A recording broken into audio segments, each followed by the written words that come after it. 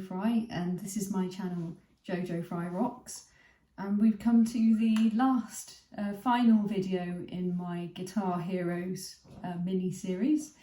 So today I'm going to be talking about the lovely Mr. Justin Hawkins, oops, who sits behind me here and keeps me company all the time while I'm doing, well, my work and also the stuff for my channel.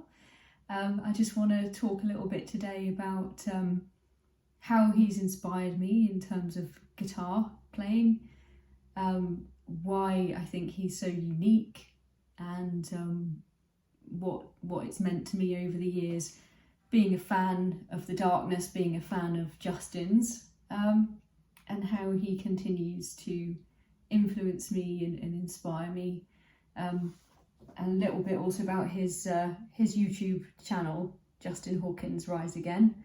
I feel like I should apologise for the fact that I don't actually have any darkness t-shirts anymore. Usually when I've done these videos, I've worn the t-shirts of the band, usually that the particular musician was in. I used to have a lot, and I mean a lot, of darkness t-shirts. I used to get them online, I used to get them in shops, I used to get them at gigs. But I just wore them and wore them. I wore them so much, it was practically the only thing I used to wear. I wore them out, I wore them to gigs, I wore them to work, when I used to do bar work and work in a pub. I wore them to bed, and I just wore them to death, really. That's kind of what happened over the last kind of 20 years. And the last one to go was one that I used to wear to bed all the time, and it was the Elf Hazard Tour t-shirt. And it was a really nice one as well, and it had like little cartoon characters of the band in sort of Christmas gear, and it was really fun, and it had all the tour dates on the back and stuff. I've tried and tried, I've looked, I've gone online, whether, you know, bootleg or official merchandise, and I cannot find any of the ones that I used to have. They don't make them anymore, nobody's selling them on eBay or anything. So if anyone out there, if any of you know how I can get hold of an old darkness t-shirt, please comment, let me know, because I really would, I'd love to get any of the old ones that I used to have. I used to have a fantastic neon pink t-shirt, which kind of had like a silhouette in white of Justin. It was an amazing image, and it was a perfect fit as well, and I just loved this thing, and hence why I used to wear it all the time, and particularly to gigs. And I actually lost it at the Reading Festival. If you watch my darkness fandom video, I talk a little bit, well, at length actually, in there about what happened when I went to the Reading and Leeds festivals. And it was pretty crazy what kind of actually ended up happening. And in amongst all that kind of chaos, I lost that t-shirt. So that was just gone. So I couldn't get another one of those, because by the time that happened, then wherever I'd got it from had stopped making them. So yeah, apologies. I only have my actually very new, got this for Christmas, Justin Hawkins t-shirt. I do also have the Justin Hawkins mug, which I also got for Christmas. And yeah, so I'm still trying to kind of get hold of merch and stuff. So yeah, that's just a little bit about the fate of my various darkness t-shirts that I'm kind of still a little bit sad about.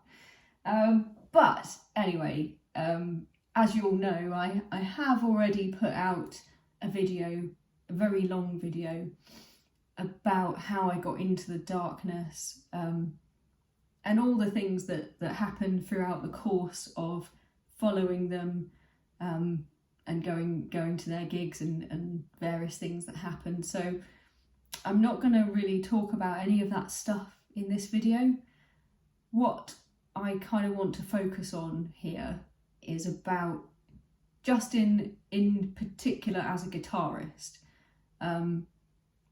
Although obviously he's the front man of the Darkness, he writes a lot of the material, he writes a lot of the songs, but it's very much a group endeavour as well. And Dan, his brother Dan Hawkins, who is the other guitarist in the group, he's very much the leader, and he always has been. He's always been very much the driving force and the leader of the band. And obviously a lot of the creative input comes from him as well. And there is that sort of dynamic and creative tension, I think, between them, which is great for kind of balance and different kind of input and influences and stuff. So I'm kind of not going to talk in the more general terms about like what it is that I like about the band and their music and everything, because I feel like I've gone through all that in that other video. But it's just in particular today about Justin's guitar playing, and how that has inspired me, and what that has meant to me and the effect that that's had on me as a guitarist and on my playing.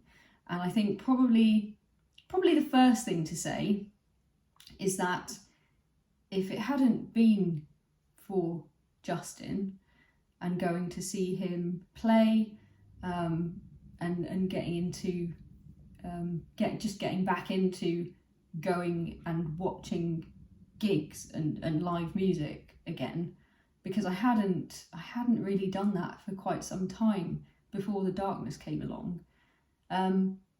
If it hadn't been for that, I wouldn't have had the inspiration or the impetus, or the motivation to start up my own band, Rebellion Blonde, the band that I've put up a few of our kind of songs and our video and little bits of our gig and stuff.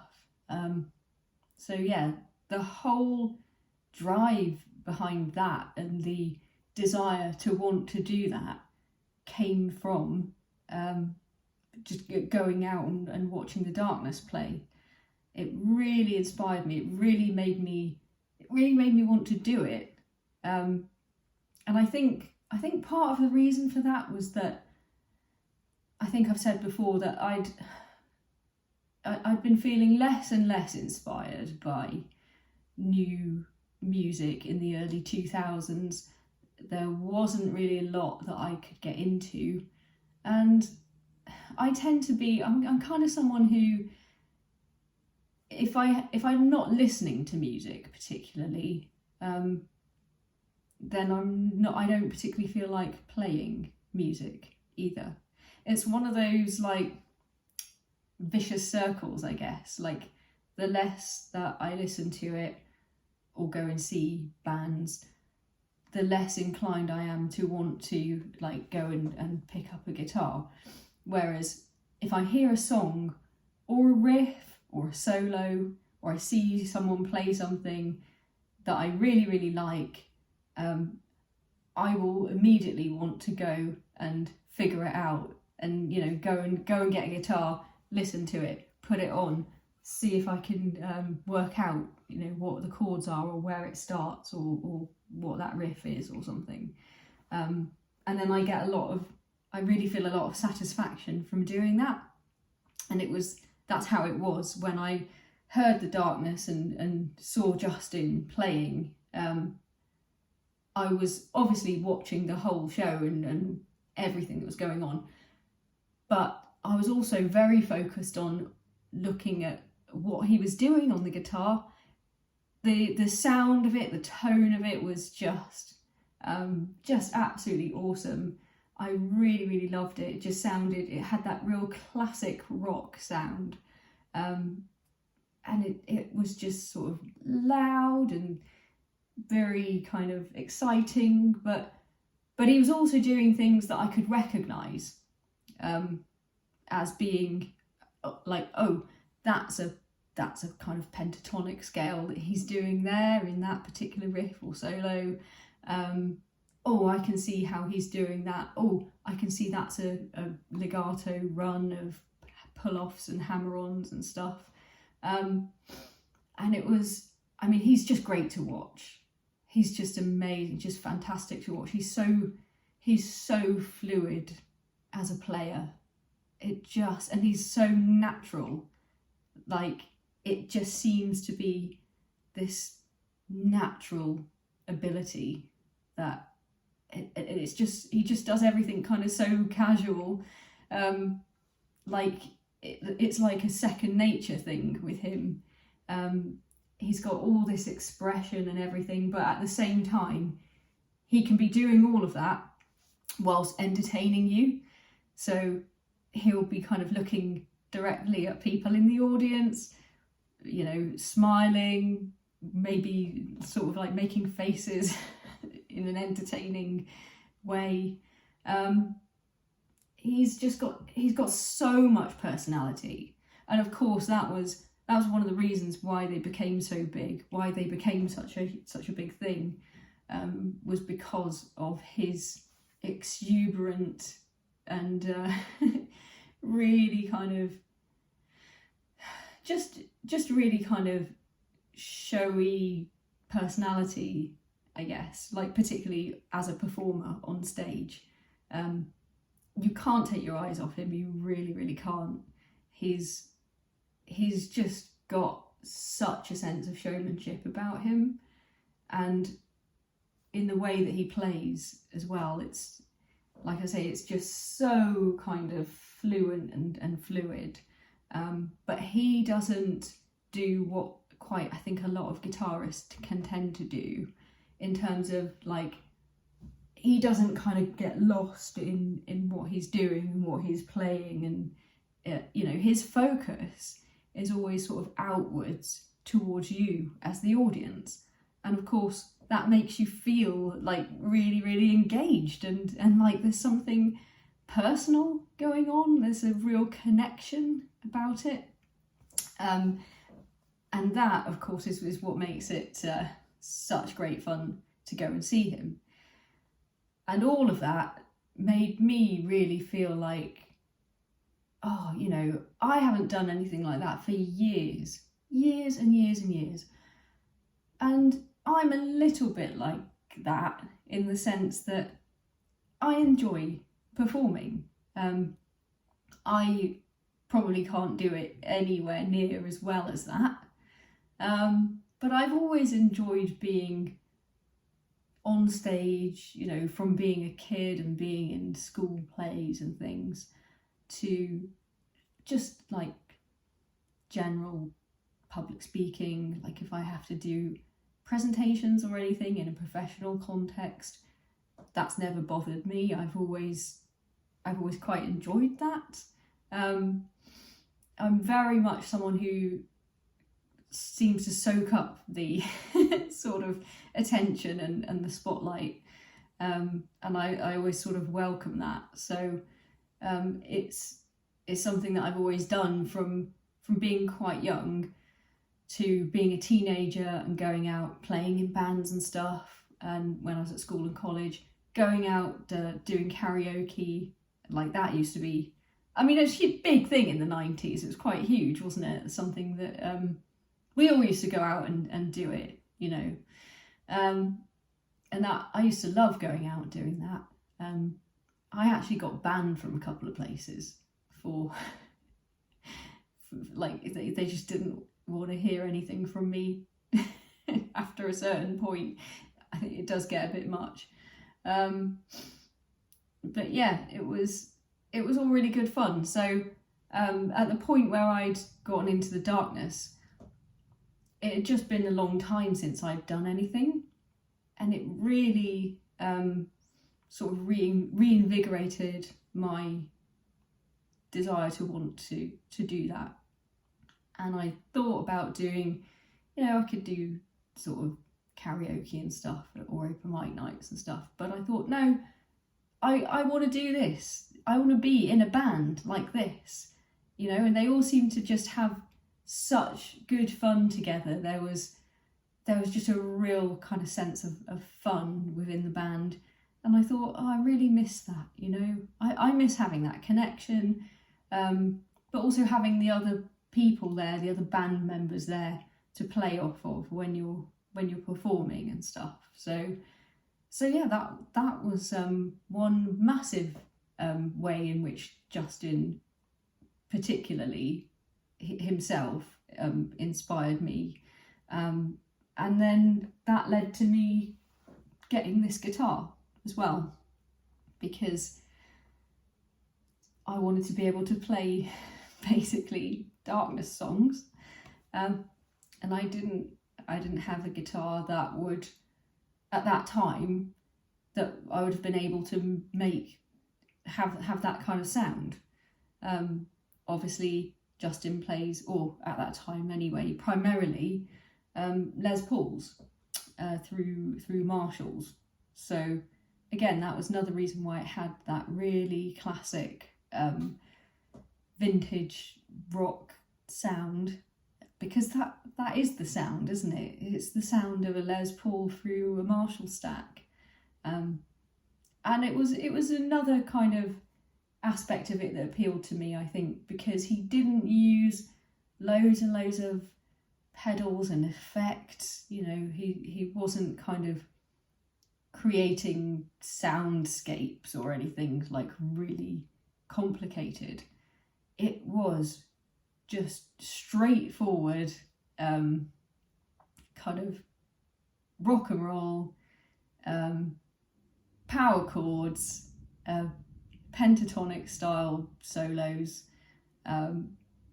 Les Paul through a Marshall stack, sounded absolutely cracking. And I thought, yeah, this is for me. This is the stuff that I want to listen to, and this is something that I kind of want to try to do myself. Not exactly like that, and it wasn't even about trying to cover their songs or play that exact kind of music, but the idea was that I wanted to rock like Justin. In terms of Justin's actual techniques and playing, I remember being on some online forum many years ago, kind of pre-internet 2.0, I guess. And you still got trolls. They've just always existed, haven't they?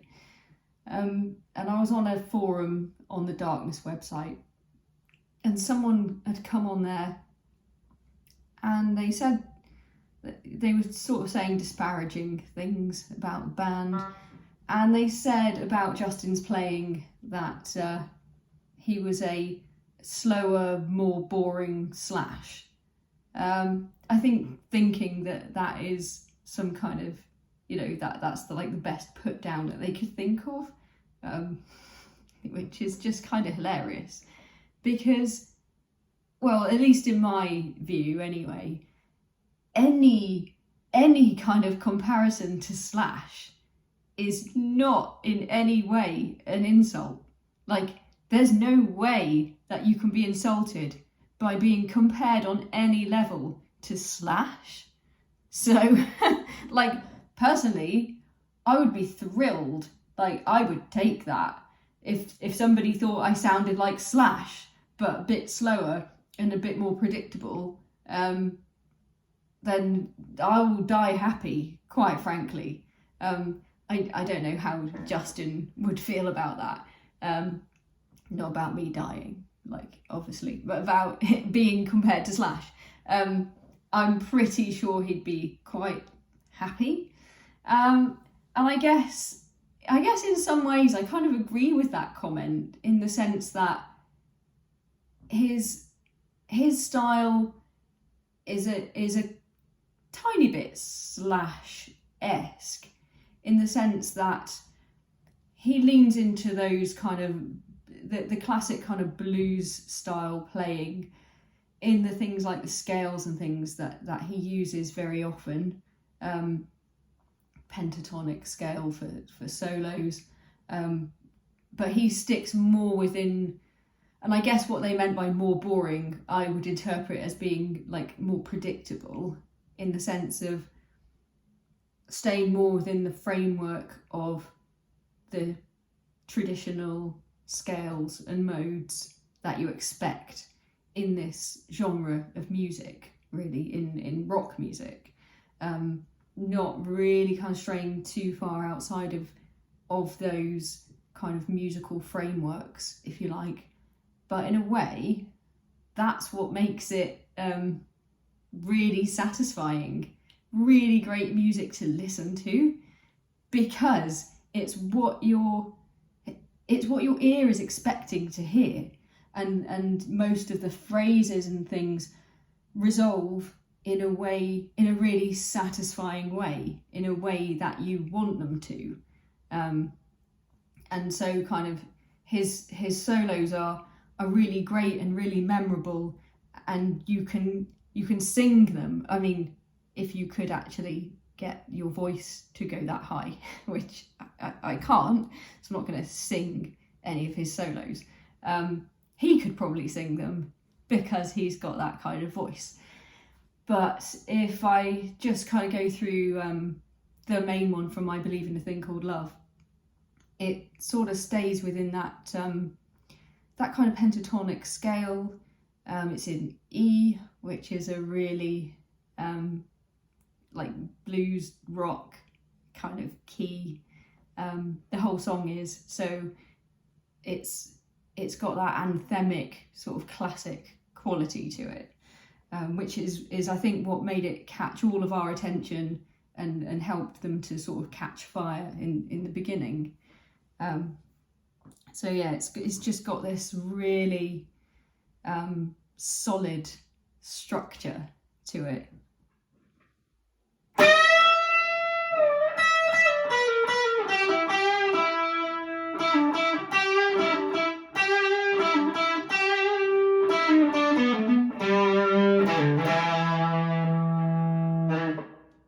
There's the kind of fast sort of tapping bit, which sounds really, really great. Sounds great in the song, and it's not actually that complicated. It's quite straightforward, but if you can play it and pull it off, then it makes you sound like you're quite good at guitar.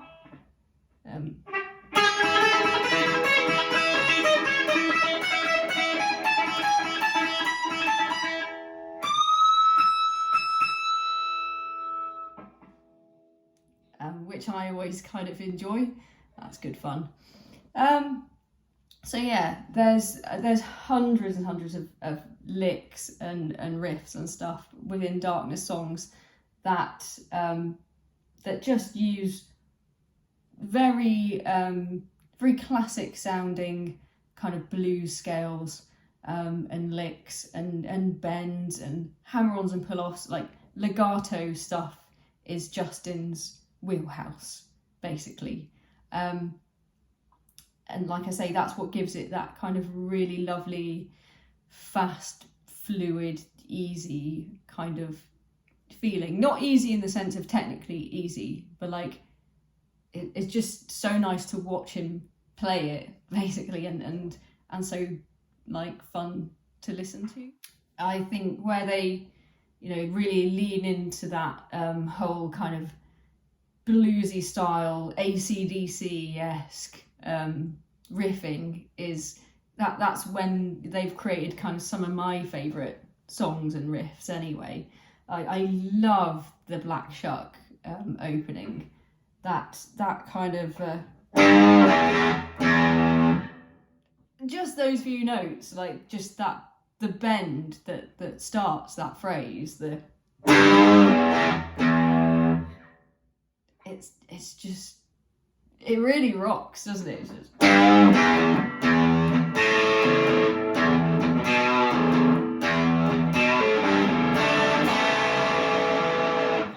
I love that bit as well, that kind of just makes me so happy to play.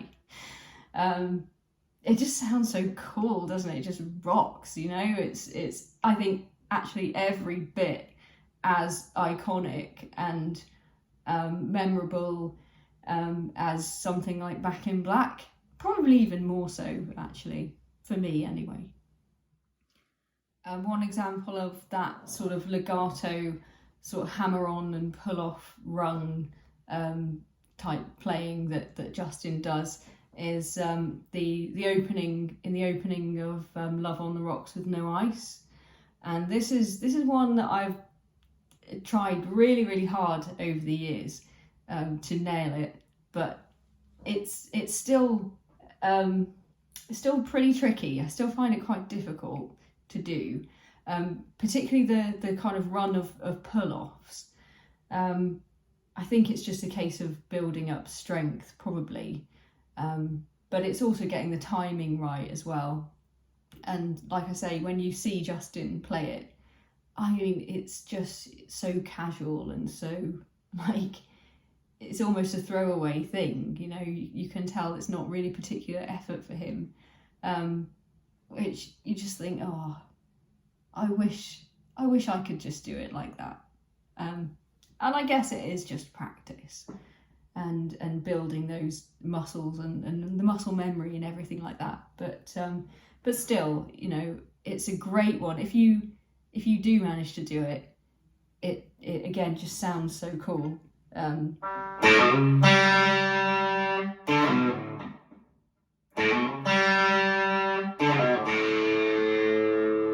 So yeah, I can sort of do it maybe 7 or 8 times out of 10, I guess.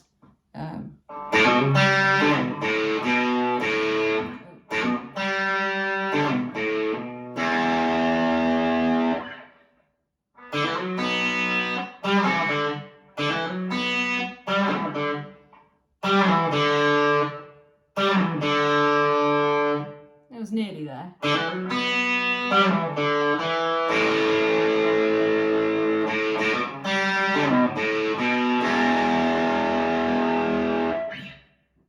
Still love it.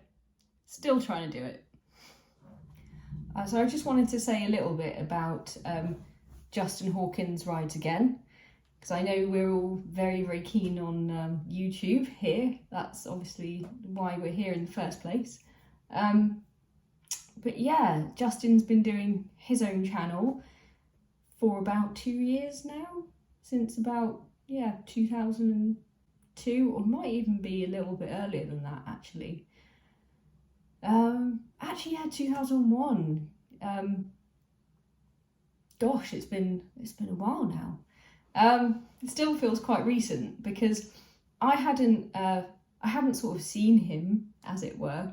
I hadn't sort of like been to see them play live since kind of 2013.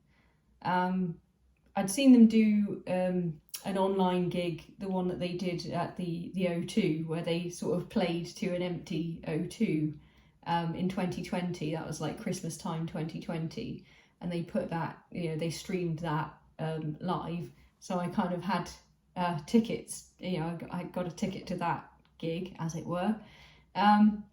So I'd seen them play in 2020, but not, you know, I hadn't kind of seen much of him really in about a decade. So when he started doing his channel, it was really welcome, at least like to me anyway. And then he just started kind of putting out videos more or less every day, which was amazing, which was incredible. And he sort of talks about not just like rock music, it's all kinds of music. He kind of does this thing where he'll watch something and react to it, or watch and listen to some music and react to it, sort of like in real time. So he won't have like seen it before or heard it before, and he will give like a genuine and a sort of spontaneous reaction to it. And I think it works really, really well, and I think it's very interesting. And these will be bands or musicians that are from every kind of genre, any style, can be new, like things that have come out recently that someone has brought his attention to, but it might also be something that's sort of years old, like 10, 15 years old, that just he hasn't seen before. So that's kind of just the key thing, is that he hasn't seen it before. And he sort of uses his knowledge and insight as a musician, as a songwriter, and singer and everything, to kind of analyse, give you an overview of kind of what they're doing in this particular piece of music, what he thinks of it, what he thinks works or doesn't work. And I find it really fascinating. And I think you kind of learn a lot as well, as you know, as a musician. So he will explain musical terms, like one of the favourite things that he used to talk about, I think in the early days, was about something called an ostinato. If you don't know what it is, I'm not going to explain it. You have to go and watch some of the early Justin Hawkins Rise Again videos. But it's certainly very interesting, and it explains a lot about things in terms of like why certain songs are catchy, or you know, why are they an earworm, or why does something kind of not really work, or often he will kind of point out that, oh, I think this has been influenced by, and he'll kind of link it back to something else, and you'll think, oh yeah, I see what they've done there, whether consciously or subconsciously, or whether it's just a fluke. But a lot of what he spots, you know, it does kind of make you think there's really nothing new. You know, no one really comes up with anything new. Most things have been done before. That doesn't mean it's not good. It just, you know, just that most people are working off of their influences and things that are already out there, which has been true for years and years and years and years and years, and is certainly true of the darkness. But anyway, it's a great channel. He's also now done loads and loads and loads of podcasts. He's done some interviews with some phenomenally interesting people. Watching his podcast was how I discovered Richie Kotzen, which was an amazing thing. Like, I can't believe I never knew who Richie Kotzen was. It just seems completely unreal to me now. But yeah, I've kind of come across a few different people by watching Justin's interviews and podcasts. Miles Kennedy is another one that I didn't know anything about before that. So yeah, Pat Finnerty as well, who's got an excellent YouTube channel, and he's even managed to get Rick Beato on there, and that was quite a fun one as well. But mostly what I enjoy, in particular, are the podcasts that he's done with his producer Jenny May Finn, and she's absolutely lovely. She's very, very funny. I think they make a very good partnership, actually. I think she's a very good foil for Justin. They have great sort of chemistry and camaraderie and stuff. I think it just works really, really well. So I think Jenny May Finn is great. She's his producer. She's obviously, in some ways, I think the brains of the operation. And I just think she's fantastic. And I really can't recommend it enough. So if you're looking for a new channel, if you haven't come across it before, do go and have a look at Justin Hawkins Rise Again, if only for the theme tune. So one question that I have, I suppose, thought about and asked myself quite a lot over the years, really, is why why I became quite so obsessed with Justin. Because obviously I've played guitar for a long time. I've got, you know, particular people as I've focused on in this series, particular players that have inspired me and that I would call my heroes, and that I've looked up to and wanted to be like and wanted to play like, and probably had, you know, crushes on at various times, probably still do as well. But it never, with any of the rest of them, never reached this sort of level where it became an actual obsession. Obviously, it's quite normal to, you know, to kind of like famous musicians, you know, famous actors, film stars. It's a very normal thing in most people's experience, but I think where it goes beyond normality is where it starts to become like a main focus of your life, and like where you actually start living your life around this kind of obsessive focal point, where it starts to kind of impinge on like your actual normal regular life. And of course that didn't happen with any of the others, you know, that I've talked about in this series of videos. As much as I still love Richie Sambora, you know, I never sort of upsticked and went over to the US to try and like track him down and stuff.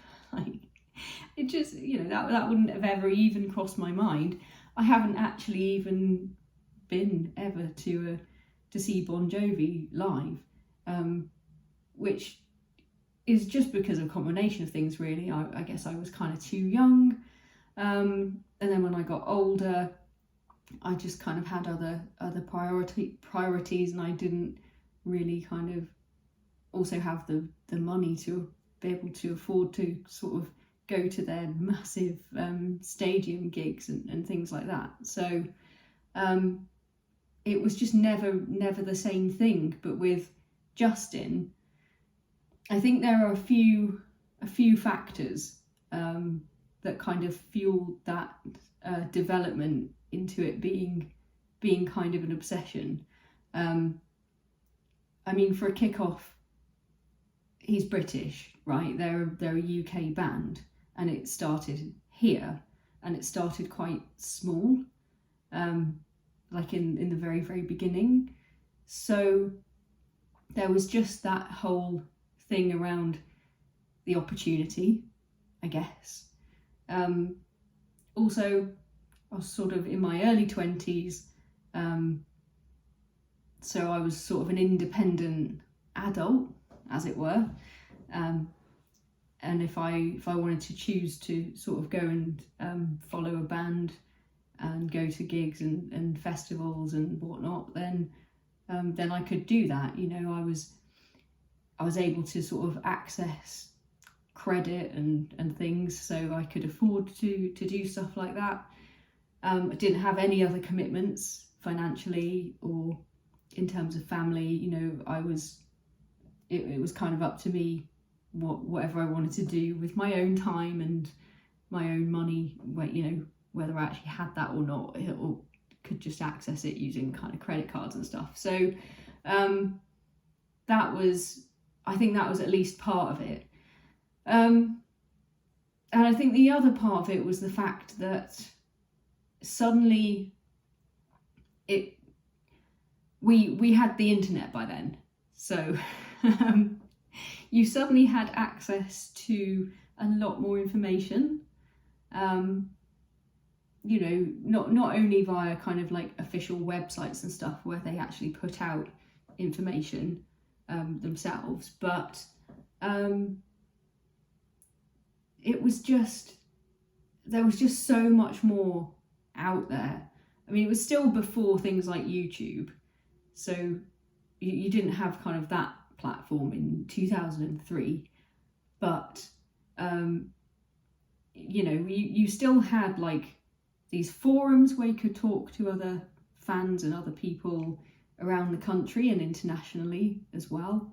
And there were loads and loads of like news websites as well, where so like you didn't have to go out and buy a newspaper or anything to sort of like read about celebrities and stuff. They put it all online, which was great because the crappy papers like the Daily Mail and those awful like tabloid papers like that I wouldn't be seen dead. Like I would not be seen dead with a copy of them, and I would not pay for that crap. However, having said that, it was papers like the Daily Mail that used to obviously follow celebrities around and put kind of gossip and stuff about them online on their website, and they did that to the darkness. You know, they did that to Justin, and so I was sort of able to like almost in a virtual sense like follow him around. They would just put, oh, Justin Hawkins has just been seen buying flowers from a garage like on like Christmas Eve, and you know, there'd be all kind of speculation about, oh, has he upset his girlfriend, you know, why does he need to go and buy her flowers and all this kind of stuff.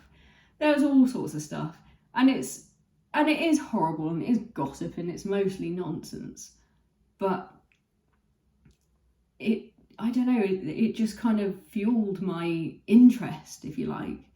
And I guess this does just make me sound really weird that I would like sort of check all these websites almost every day, and find all these kind of bits of gossip and stuff about him. But I did find out quite a lot, you know, so I always knew stuff about his personal life. I knew he was in a relationship with the manager of the band, which was Sue Whitehouse at the time. I knew that, you know, I knew roughly where they lived, or where the area, whereabouts in London that they bought a house. You know, I knew what cars he had, what cars he'd just bought, all sorts of stuff that I probably didn't need to know, but it just kind of made me feel like I knew a bit more about him than I would have ever known about kind of any of the bands or any of the people that I'd kind of been a fan of, like in the 80s, for example. You really only sort of knew what they wanted to present or what they wanted to tell you, other than things that actually were headline news, like the various sort of arrests of members of Guns N' Roses or something. But that was still kind of like official information.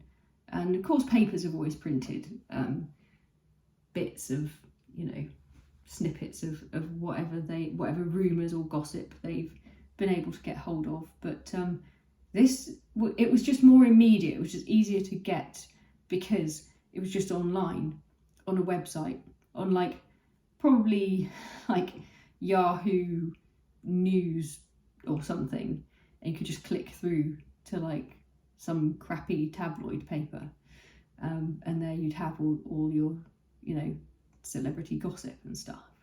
So I think that was another reason. It just all seemed more accessible, and it was sort of more convenient, and it was just right there. So I think that was another part of it.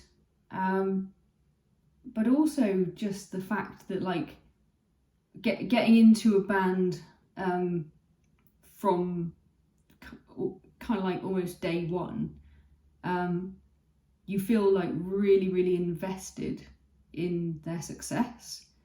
You know, you really feel like they deserve to grow. They deserve to kind of be appreciated by everyone in the world. So you really like want to throw your support behind them. It's not quite like, I don't know, by the time I got into Alice in Chains, for example, like, well, they were already one of the biggest ever bands that had come out of Seattle. You know, they don't need my support. They never needed my help. But it felt much more like almost like supporting. I guess I can see how people feel in terms of like maybe supporting a football team or something, or a sports team. Like, you want to give them your backing, you want them to succeed. And so I sort of also found myself starting to feel very protective or defensive about them. And if people kind of criticised them or said negative comments about them to me, I would get into arguments about it, and I would fall out with people. I would also, like, if I saw any negative comments or criticism of them online, I would kind of go and correct whoever had said whatever nonsense they were saying. I used to spend quite a lot of time arguing with people on the internet. Oh, how much things have changed. Not at all. I probably had a bit too much time on my hands as well, really. I was studying and working, which sounds quite busy, but I worked in a call centre, and that kind of meant that my brain wasn't really engaged with anything. I answered calls. It was basically all scripted, and there were just like a few options. Somebody told you what their problem was. You choose one of these pre-prepared answers, and that's kind of it, really. So it wasn't a lot like for my brain to do the whole kind of time I was in there for like 3 days a week. So I would be kind of scrolling the internet, and just sort of chatting to other Darkness fans, looking up stuff about Justin, arguing with people online about whatever they were saying about him. His teeth are weird, or his hair's shit, or something. I would just be getting into those kind of like arguments and telling people that they were wrong, basically. So yeah, I think that was kind of another reason. But there was also, I think there was more to it, in the sense that I was in quite a weird place personally, and like in my relationships and stuff. I was quite young still, like 22, 23, still studying and everything, but I was kind of in a long-term relationship, or I had been in a fairly long-term relationship with somebody who was quite a lot older than me as well. And I feel like I'd sort of committed myself a bit too early. And so I'd already been in this relationship for kind of like 5 years. And there was just part of me that knew that wasn't right, that wasn't really like the right thing for me. Like, I know it's totally normal, and for a lot of people that works, and it works out really well, but just for me at that point in my life, I felt like this is all just too serious too soon. We'd bought a property together, and that probably doesn't make any sense to people in 2024, because things are very, very different now. But back in the early 2000s, at least in the UK anyway, it was crazy how easy it was to borrow money. Banks and building sites were just throwing mortgages at you, and you didn't even have to have a deposit, right? You could get like 110%, you could borrow 110% of the value of the property. You didn't even need to put anything down. They would give it to you. They would give you more than the value of the property. And they also would they would let you only repay the interest if you wanted to. So you could get 110% mortgage with interest only repayments. Yeah, I know. And hence, I think why a few years later, kind of come 2007, it hit the fan and a massive crash and recession and all the rest of it. But, you know, in the early 2000s, kind of nobody, well, probably some people saw that coming, but we certainly didn't. And it just seemed like a great opportunity. Like, so we could take out a mortgage even though I was still only a student, and didn't have a particularly great income, just worked in a call centre. But yeah, we could afford to buy a flat. And so we did. And it was just far too early. It was just far too soon for me to be doing all of that stuff. I was just kind of too young. And as it turned out, I just couldn't really handle it. And I think a lot of what I was doing was really just, what's the word? I was just trying to sort of deflect from my real problems. I didn't want to face that. I didn't want to handle it. I didn't want to resolve it. It just felt too difficult. So I think I was just deflecting and losing myself in this sort of escapist fantasy, really, and kind of ignoring my real problems. So I was in this really strange place. And actually what ended up happening was the stuff that I was doing in terms of like the music, the stuff with my band, darkness stuff, and my whole like obsession around Justin, that ended up becoming a big problem in my relationship anyway. So then that sort of came to an end, and then I did have to deal with it, and I had to deal with all the fallout of splitting up, dealing with, you know, what to do with this property that we'd bought and everything, and it was quite a rough time, and it was, you know, that's not an easy thing to go through when you're that young and you didn't really know what you were doing in the first place.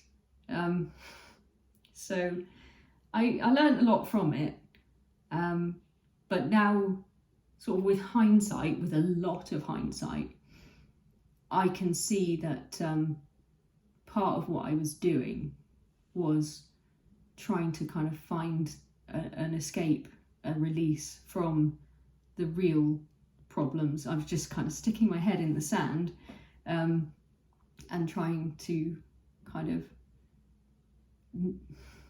find, you know, anything I could really to just distract myself from it. And I think had that not been the case, you know, if I'd been probably happier in my own personal situation and my personal life, I don't think things would have gotten kind of out of hand, I suppose, in the way that they did. But having said all that, I don't regret any of it. I do not have any regrets about any of it.